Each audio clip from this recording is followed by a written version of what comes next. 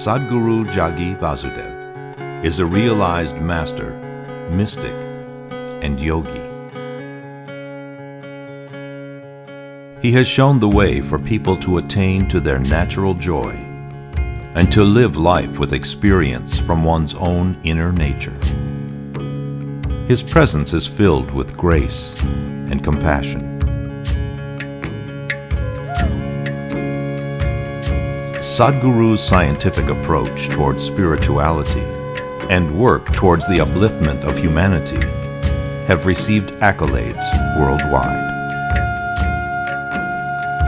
The words that come from him in intensity and utmost clarity, from his deep understanding and wisdom, can change the very core of the being.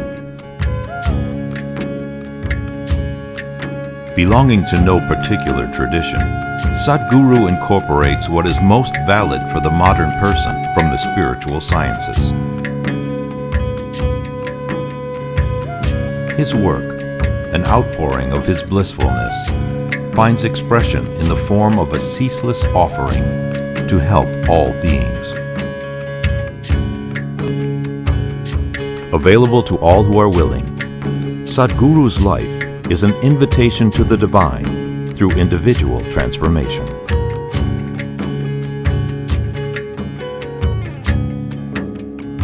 Welcome to the silent revolution of self-realization.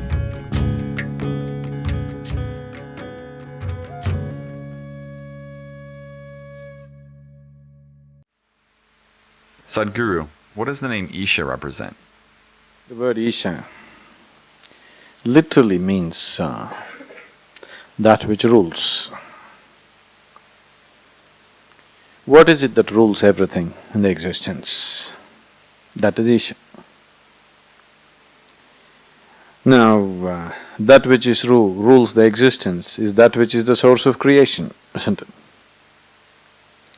What is it that is the source of creation? That is Isha. When this source of creation or that which rules the existence is formless, it's called Isha.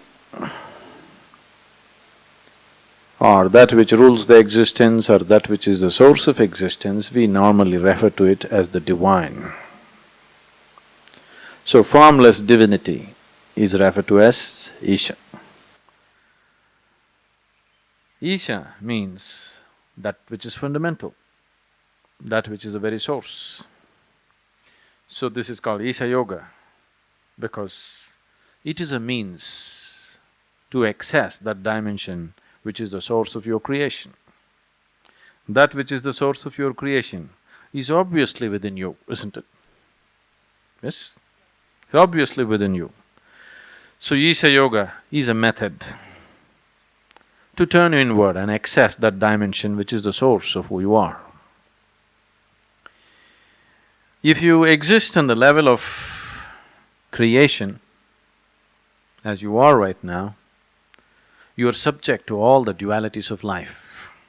Repeatedly questions coming up, this is okay, but will this work on the streets of New York City? This is okay, will this work with my family? This is okay, will it work when I'm racing with the rats?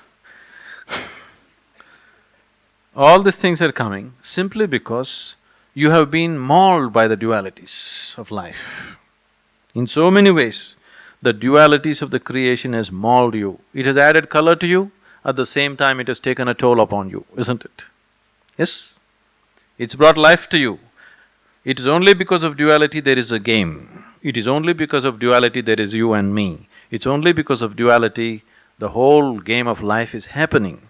At the same time, the same dualities are mauling you, subjecting you to so much pain and suffering. So now, the purpose of Isha Yoga is that your basic experience, you root yourself in that dimension which we are referring to as Isha, which is non-dual, which is the source of creation. But being rooted in this, you play with the dualities. Now, once you're rooted in the non-dual and play with the dual, dual has no impact upon you. You can play with it and enjoy it whichever way you like, but it doesn't take a toll upon you. You can go through this life without a single scratch upon you.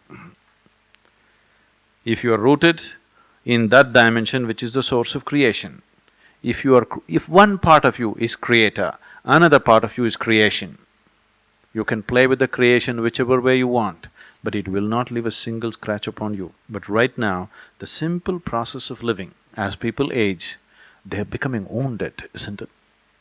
I don't know to what extent you're exposed to other people, just look at yourself. What I see is, whether somebody is successful or failure or rich or poor or whatever, if you just take off their top layer and look at them, they have so many wounds within them. They're just managing to cover it and just go on bravely in the world. But there are too many wounds. These wounds have happened simply because whichever way you look at it, you can't come to terms with the dualities of life. Any sensitive human being is bound to be wounded when he knows only the dualities of life, when he does not know the other dimension. Only somebody who's utterly gross, like an animal, like a brute, he goes through life. He can go through it, but he will not know the subtleties and the beauty of life. He can go trampling through life without knowing too much pain. But anybody who is sensitive to life is bound to be mauled by the dualities of life, always. Because you are not able to separate what is good and what is bad. You are not able to separate what is right and what is wrong. You are not able to separate what is evil and what is beautiful, isn't it? Are you able to draw a clear-cut line between anything, even within yourself? Is it possible? You must deceive yourself to believe, no, everything is okay, everything is okay. People are trying to teach you such philosophies. I am okay, you're okay, everything is okay. You'll go insane after some time. Initially it all looks nice. You'll go insane because the very people who propagated such philosophies went insane. You know that? People who taught you, I am okay, you're okay, everything okay. These people went insane, committed suicide. People like Dale Carnegie and others, yes, they broke down, they became neurotic. Because you're trying to deceive the reality, not understanding the fundamentals of reality, just trying to deceive yourself, everything is okay. Everything is not okay, either with yourself or with the world, everything is not okay, isn't it? Yes?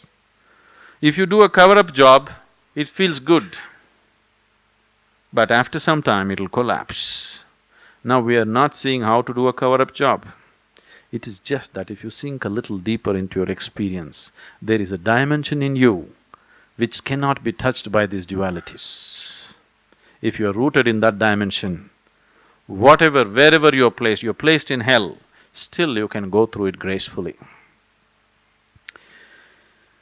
See, Indian spirituality has always used a lotus flower as a symbolism.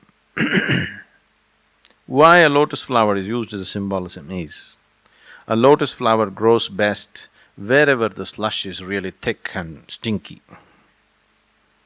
The more stinky it is, the better it grows. This stinking slush becomes a wonderful flower with such beauty and fragrance, you can't believe it's the same slush. But it is the same slush, isn't it? This little lotus seed transformed this stinking slush into a fragrant flower. So, always Indian spirituality used lotus flower as a symbolism for spiritual processes, because once you live in the world of duality, filth is unavoidable. Anyway, whichever way you step in the world, somewhere you will step into it. If you are sincere with yourself, whichever way you step into yourself in your mind, you cannot avoid filth in your mind. Isn't it so? Is that the reality? Only somebody who is blatantly lost in his moralistic nonsense believes he is pure-minded. Anybody who is sincere looks at himself, he knows a part of him is utter filth, isn't it? You cannot avoid it. Nobody can avoid it. Only moralistic fools have closed their eyes to it. That doesn't mean they're free from it. So once you're like this, if you're sensitive to this will just destroy you. This will just eat you up. That is the very nature. Life is made in such a way, the beauty of the creation is just that the ugly and the beautiful always together. What is filthy and what is sacred is always together. So, if one has to be in this world, transact with this world, be involved with this world, and still has to go untouched through this world, he must be like a lotus flower, that he must learn how to convert this filth into a fragrant flower. Otherwise, some people get allergy towards filth and they try to go to Himalayas. Wherever you go, even if you climb Mount Everest, first day you will be dazed and you will feel all pure and wonderful. By day two, your mind will come back and the whole world's filth will come back on top of Mount Everest. Yes or no? Yes? First day you're just dazed by the elevation and lack of oxygen probably but by day two, the whole world will be there with you on Mount Everest. Nobody stays there for more than a few minutes, so it's okay. So that's why Mount Everest is a pure place. But if people live there for 3 days, all the filth of the world will climb Mount Everest. Yes or no? Now, being like a lotus flower means, some people develop allergy, they try to run away. Some people think, anyway the world is filth, let me also become filth, and they become filth. Now, when you decide not to run away from the filth and not to become filth, now, filth is tremendous manure, isn't it? Yes? The more filthy situations you live in, the wiser and more beautiful you can become if you're willing, if your intelligence is functioning, if you're not reacting but responding to life consciously. If you're reacting to filth, you will become filth, or you will try to run away from filth. If you're responding to it consciously, filth becomes a great manure to produce a wonderful flower out of you, to bring out the most wonderful fragrance in you. Gautama, the Buddha, repeatedly said, I don't want to go to heaven. Everybody was talking about, we are doing all kinds of spiritual sadhana, I want to go to heaven. I see huge hoardings in United States. All the Christians are going to heaven. Are you missing out? Everybody wants to go to heaven. Gautama said, I don't want to go to heaven because anyway, I'm like this. I'm beyond all suffering. Wherever you put me, this is how I will be. So let me go to hell. You say people are suffering there, I will go and do something there. Anyway, I cannot suffer. I have made myself like this that I cannot suffer, so let me go to hell. This man is free, isn't it? I want to go to heaven, I want to go to heaven. Why? Because you made a hell out of yourself here. That's why you want to go to heaven, isn't it? Somewhere you made a hell out of yourself, that's why you want to escape to heaven. If living here itself within you is a big heaven, where the hell you go, what does it matter? Wherever you go, this is how you will be. Either you create your situations or situations make you. These are the two ways to live. Yes?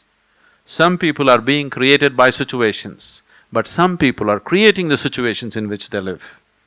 And that is the whole empowerment of being a human being, that you can create your situations, isn't it? So, Isha means to become a creator. One part of you at least is in touch with that dimension in you, which is the source of creation. Once you are there, the external upheavals of life have no impact on deep down inside you. You handle it to the best of your ability and that's all there is. Can I lead a path of spirituality devoid of yoga also?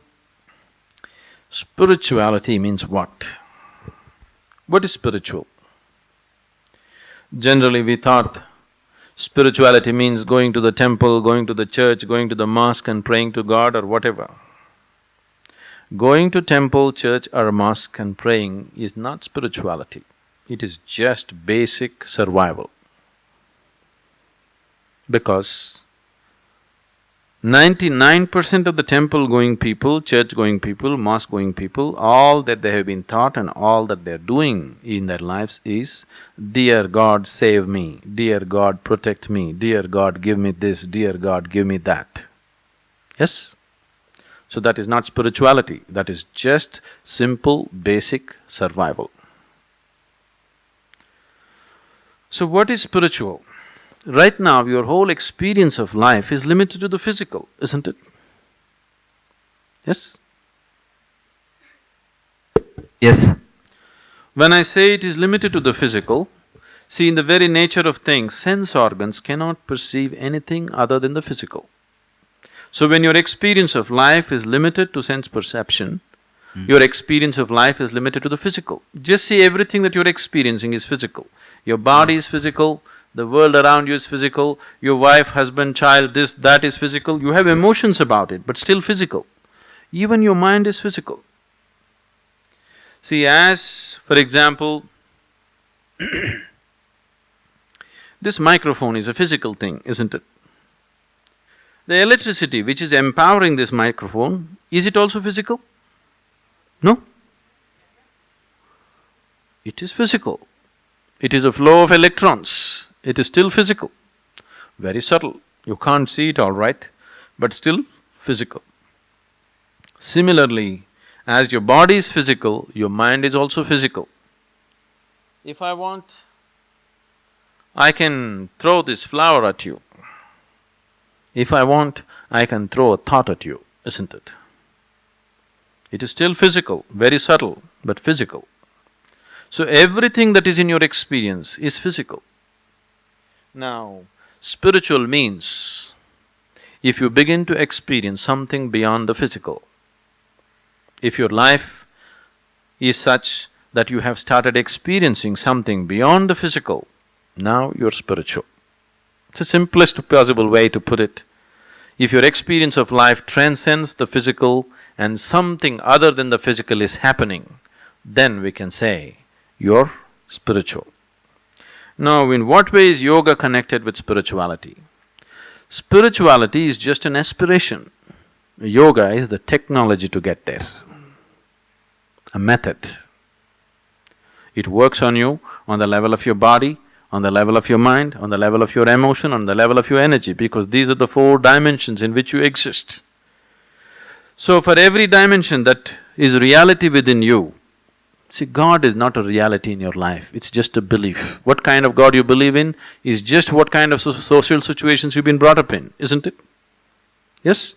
Whether your God has 2 hands or 4 hands or elephant head or cat head or tail or whatever, is just according to your social and cultural influences upon you. So God is not a reality, it's your imagination, but your body is a reality, your mind is a reality, your emotion is a reality, and the energy which empowers all this is a reality. So these are the only 4 realities which are a living experience for you right now. So if you want to go from here to somewhere, these are the only 4 tools with which you can go. These are the only 4 vehicles you can use to transport yourself to another place. So for these 4 dimensions, we have 4 basic yogas. If you use your intelligence and reach out to your ultimate nature, we call this Gnana Yoga.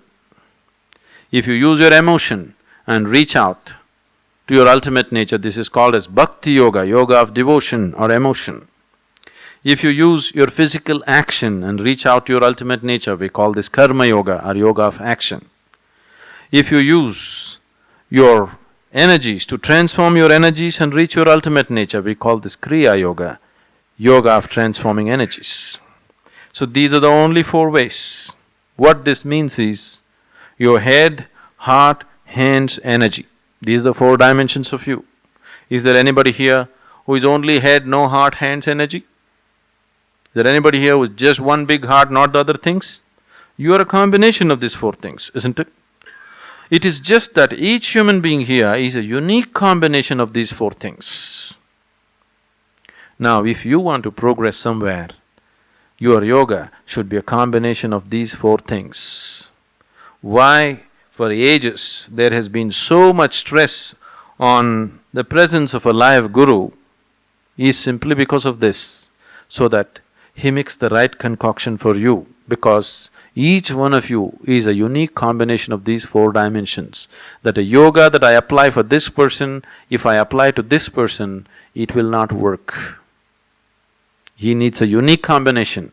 So that's what is being done here. Though we are all sitting together in the same hall, we are not mixing the same combination for each person.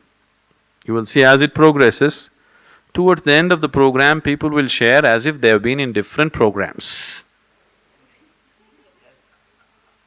Already happening because we are mixing different combinations for different people, otherwise it won't work. That is why there is so much stress on a live guru.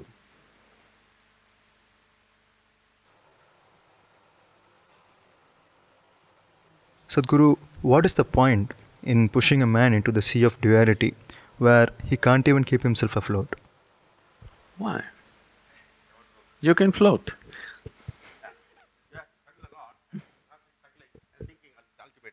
No, if you stop struggling, you'll float.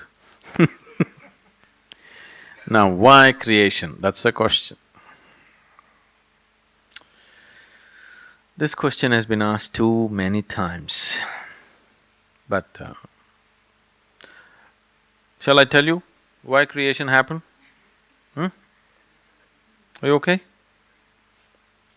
Now, one day,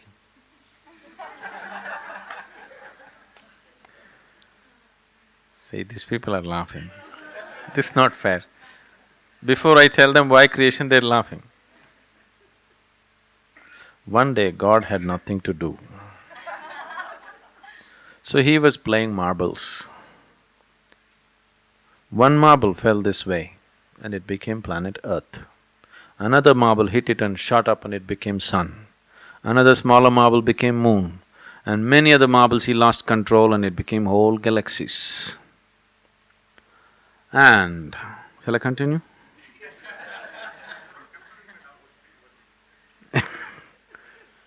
Now this is a ridiculous story you don't want to believe. But I could… if we had more time, I could tell you a story as long as Mahabharata, and then you would believe. If I make the story sufficiently elaborate and logically sensible, you would believe the story. Anyway, when I tell you a story, what is the option that you have? Believe me or disbelieve me, that's all the option you have, isn't it? If you disbelieve me, what will happen? Nothing will happen. If you believe me, what will happen?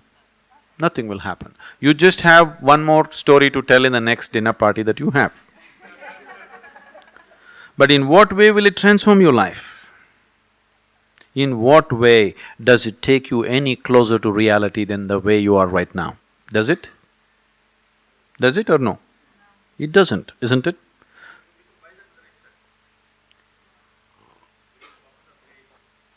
If I tell you stories, you'll become wiser? See, right now, just because people believe these stories, they have become utterly stupid, so stupid that today the fight in the world, don't believe this, that they are saying it is between good and evil. The fight in the world is not between good and evil, it is just one man's belief versus another man's belief, isn't it? Now, this many people believe my story, this many people believe somebody else's story. Can you stop these people fighting after some time? Initially they will say bye-bye. Initially they say we are all brothers, we are together, this, that. But tomorrow, when these people insist our story is right, and these people also insist our story is the real reality, can you stop them from fighting? Anyway they will fight. Please understand, all the fight in the world is just one man's belief versus another man's belief. Simply because they believe things that they do not know. Why don't you be sincere enough to simply see that you don't know? If you see I do not know, what you will do? You will seek. because nobody can live with "I do not know" for too long. So you just believe something that somebody told you, it quells you, it puts you to sleep, but it doesn't get you any closer to reality as such, isn't it?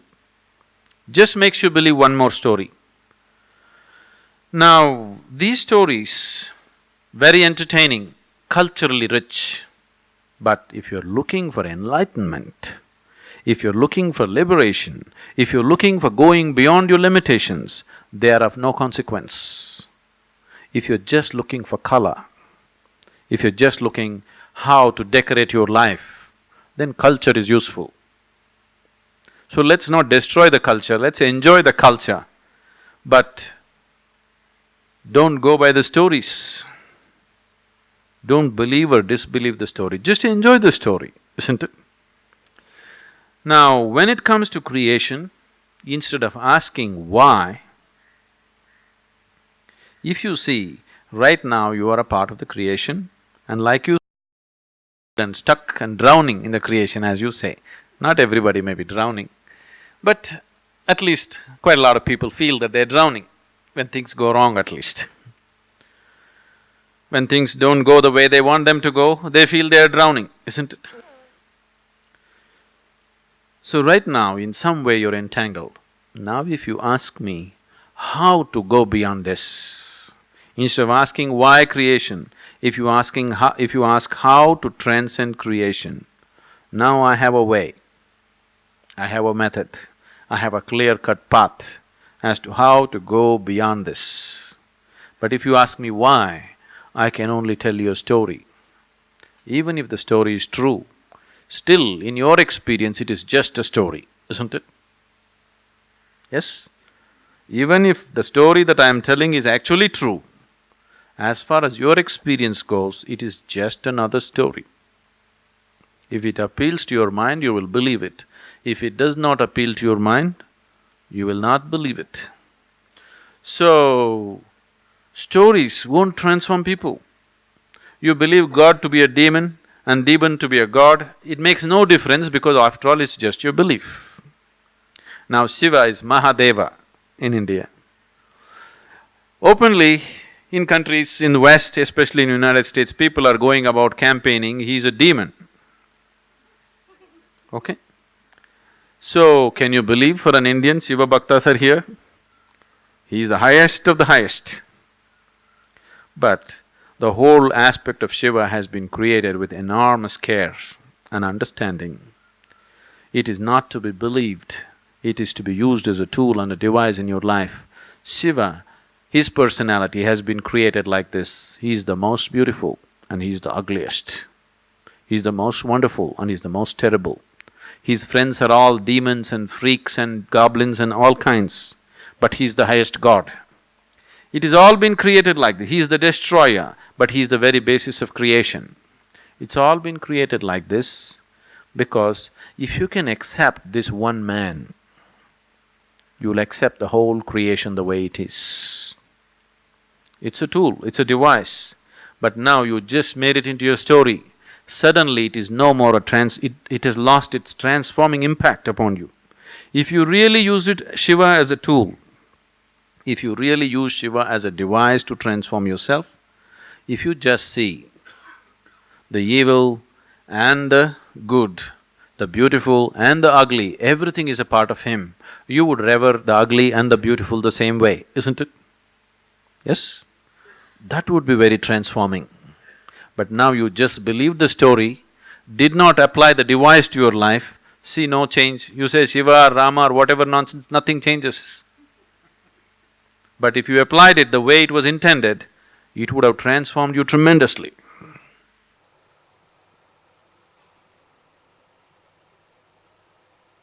Sadhguru, what do you have to say about rational thinking? If you're truly rational, then it's a wonderful tool for your growth. But you're irrationally rational, then it's a problem.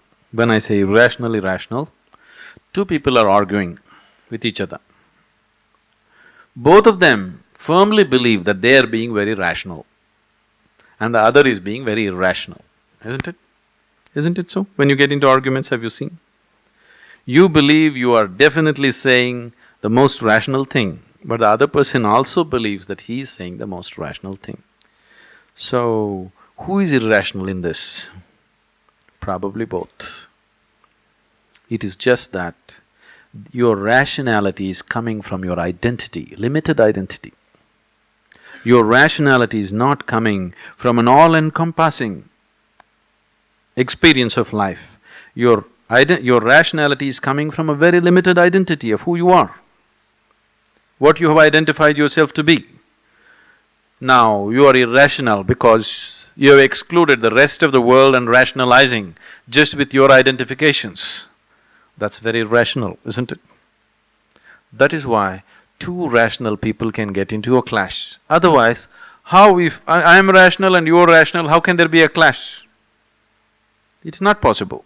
But your rationality is coming from your identity, the other person's rationality is coming from his identity. The classic example is always man and woman getting into an argument, as man and woman. When they are together as man and woman, they are constantly getting into arguments. The woman is coming for her identity of her emotions, man is coming from his identity of whatever he thinks he is. And it's an endless argument. It goes on and on and on, never comes to any conclusion. If there is some emotion of love and understanding, somehow it quells and again props up somewhere and again props up somewhere. But it's a never-ending thing. Most of them are wise enough to understand, okay, he's like that, okay, she's like that, somehow let's get along. But in rationality, they are never meeting, isn't it? Because two different identities. So, when your whole rationale is springing from a small identity of who you are, it is irrational, isn't it? Today, as you said, like we are getting away all the dirt from us. Maybe we have a bad person till today. We are trying to become a better person. I didn't say such things. Okay, I am a bad person as of You're today. admitting it. Yeah, I'm admitting it. And maybe a week from now, I should be a better person. And does this, at the end of my life, decide my next life also?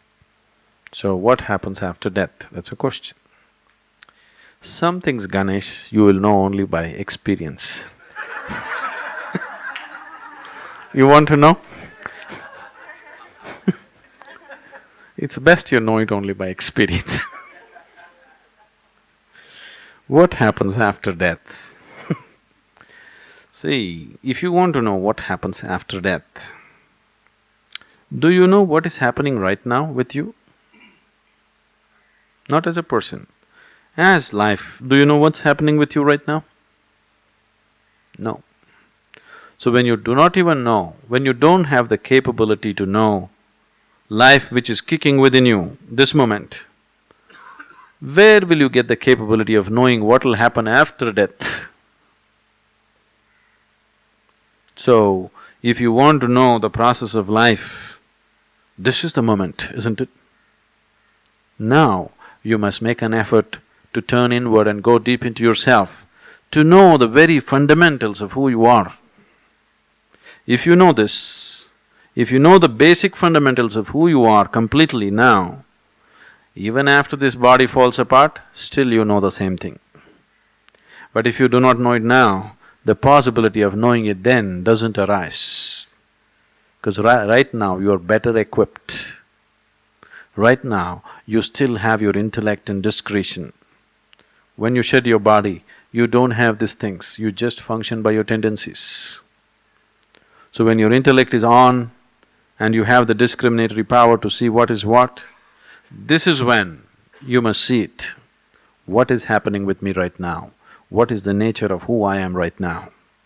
If this becomes a living reality for you, knowing what happens later will be very simple. I know that my father is dying, he's old, and I would like to talk to him about it. But I think it is totally unacceptable in our society. The moment a person is very old and you know he's going to go, You leave him even before he's dead. Why can't we talk about death in a positive way in our culture? If you avoid death, you will avoid life also. Only that person who is willing to die can live totally. One who tries to avoid death will naturally end up avoiding life. Because what you call as life and death are not different. Right now, you are living? Are you living? But actually we can say, right now you're dying. Slowly you're dying, one day it'll be complete. Isn't it so? The process of death is on right now. You're actually dying, one day the process will be complete. No, I understand. Now, that too in India, being born in India, if you avoid death, then you don't know anything about your culture. Because this very culture springs from being reminded of your death. See, only when you remind yourself of your death, you will turn spiritual. If you think of God, fantasies will come in your mind. No spirituality will come. Only when you realize, when you become aware, when you remind yourself, I will also die one day. Now, a search comes. Okay, somebody is around you right now as much alive as you are, they were everything to you in your life, suddenly one day, they're gone. When they fall dead, you think, oh, maybe he's just sleeping, maybe he will sit up now, maybe some miracle will happen, you know, mind will work like this. Then you know, once you cremate him, you know, this is it. This person who was so alive, who was life like you, suddenly just evaporates. And wherever you look, he doesn't seem to be there, gone, just gone. And you know the same is true with you. Right now, you are going about doing your act, one day you will be gone, just like that. Once you are conscious of this, then naturally you will want to know, what the hell is this all about? Isn't it? Then spirituality begins. Only when you become conscious, only when you're reminded of your own death, you will become a seeker. When you think God, you're not a seeker. You're just looking for more foolish nonsense in your life. You're looking for more greed and more nonsense and more something else, easier way to get things, isn't it? Only when you think death, you turn spiritual, you seek. So, not just to the old people in your house, to the very young children in your house, you must remind them consciously, all the time, very casually, not as some great doom is going to come. Death is not doom. Death is just a natural process of life, isn't it? You must tell your children always, this is not an endless game, this is a brief game, you know, small picnic you're having here. You're going to be dead one day. Now, if you're aware of this, now I'm not talking about celebrating it. That's not the point. See, either you try to fall this way or that way, that's the problem. See, people try to avoid it or people try to celebrate it. Now, you don't have to avoid it, you don't have to celebrate it. If you're just aware of it, it liberates you. If you celebrate it, you try to glorify it, isn't it? Naturally, your emotions will glorify it, isn't it? That is what? That is a misunderstanding. It is a misunderstanding that you try to celebrate life or death. If you are aware, everything is the way it is and it's too beautiful. It's just fantastic the way it is, the intricacy of life. You don't have to enhance it by your celebration, nor can you bring it down by your gloom. Anyway, it goes on in a grand way. You don't have to celebrate, you just have to join the celebration. You trying to celebrate death will become death-orientedness, isn't it? See, suppose I go on telling you, death is wonderful, really it must happen to you, you know. Then you become like those UFO cults, you know.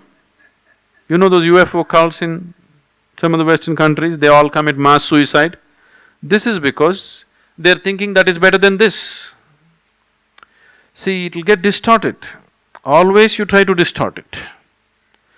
Don't distort anything, just seeing everything the way it is. Death is a natural process of life, isn't it? Seeing it as that, not celebrating it, not becoming gloomy about it. It happened. Once, a certain yogi was invited to a new house. You know, a rich man built a house. When they build a new house, they want some spiritual person to enter their house. So they invited the yogi.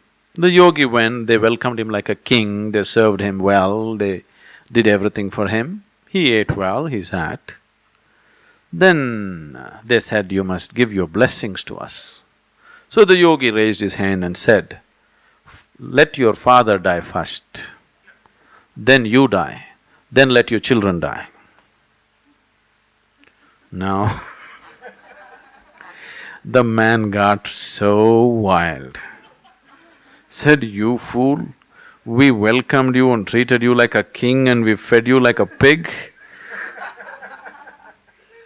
And now, when I ask for a blessing, you say first my father should die, then I should die, then my children should die? The yogi was surprised. He said, what is wrong? Is it not in the natural order of things that first your father should die, then you should die, then your children should die? Suppose you die before your father, would it be good? Or your children die before you, would it be good? The best thing that can happen to your life is, first your father dies, then you die, then your children die, isn't it? That means everything has gone well for you.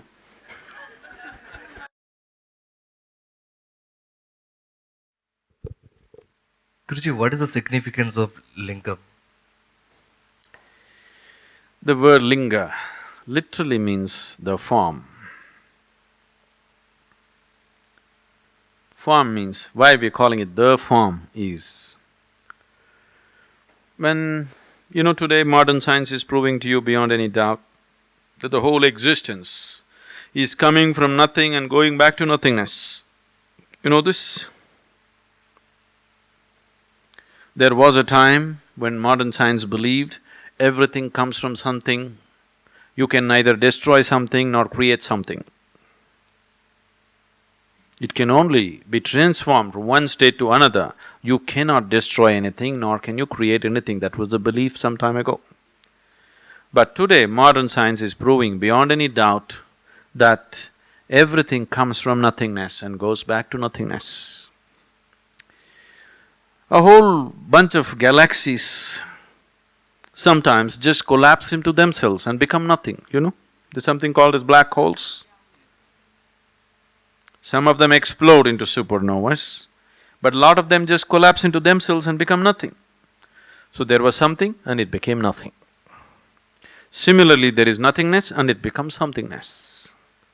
Nothingness is the very basis of all that is something in the creation, please see.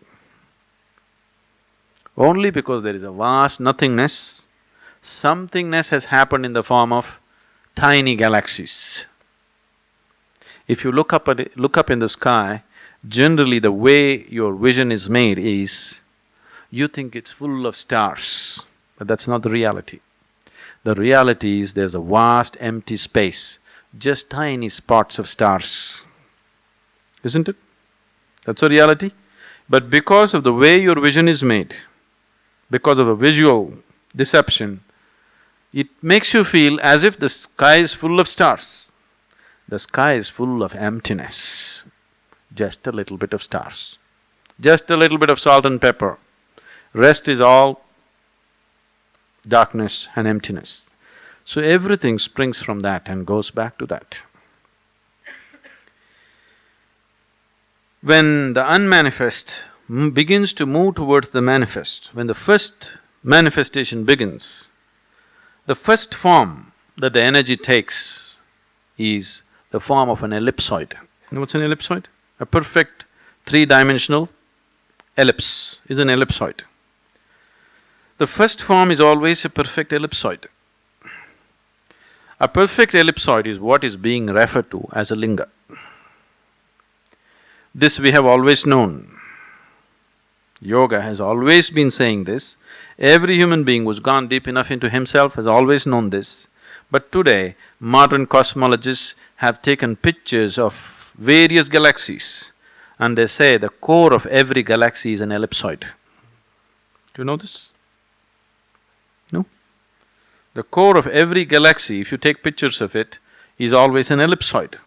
So the first form, that the unmanifest, when it begins to manifest, it takes the form of an ellipsoid. If you become meditative to a point where you become loose with your body, then you will notice once again your energies become an ellipsoid. That means before dissolution, the final form that you take also is an ellipsoid. So the first form is an ellipsoid, the final form is an ellipsoid. So, linga is seen as a doorway. Either way, either this way or that way, it is a doorway to the beyond. If we take any form, suppose if you give me anything, let's say you give me this flower. You hold this flower in your hand, feel it, if you're sensitive to it, and give it to me. I'll just hold it in my hand just for 10-20 seconds and give it to you. You will see it'll feel very different. I will make this flower feel very, very different in your hand because I'll energize this in such a way that it'll be vibrant in your hands. But this flower cannot retain it for too long. After some time, it'll be just a piece of organic material. But if you form a perfect ellipsoid, if you form a linga the way it should be and energize it, it'll be a perennial storehouse of energy. There is a whole science as to how to build a linga, the different dimensions, the different qualities that you can attribute to it.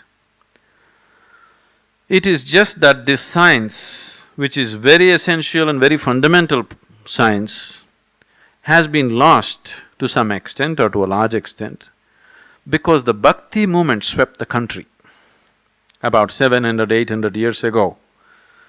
The bhaktas took over temple building. So the science of how to make it, they dropped it because for a bhakta, bhakta means a devotee is not interested in any science. It is just the strength of his emotion, isn't it? You know. Just simple strength of emotion, he is not interested in any science. So when devotees started building temples, they started building it whichever way they like. It's their love affair. You know, no rules, no science, no nothing. Their love affair just made them do lingas whichever way they feel like it. So, the science of making it sort of receded. But if it is properly made, it can be such a powerful energy form that people can experience it in an enormous way. It can be a great tool of transformation for people. Have you sat there for some time, any of you? You should just sit there, don't believe any nonsense. Simply sit there, don't think of Shiva and all this business. Simply just sit there, without any prejudice about it, without any beliefs about it, just sit there. It will shake you from the root of your spine. It'll just set forth a completely different process within you. Without a single instruction, you will be initiated into a very powerful process in the presence of Dhyanalinga. There's too much behind it, let's not go at it now. Those of you who want to know much more about it, most of you have the Mystics Musings. The last chapter is all about Dhyanalinga.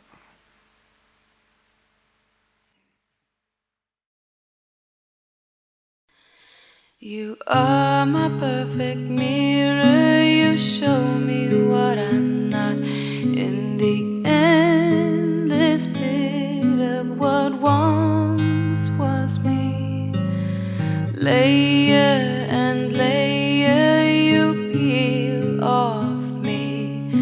The pain it is, but the joy it brings. So thank you for showing me what I'm not, for showing me what I could be. Thank you endlessly.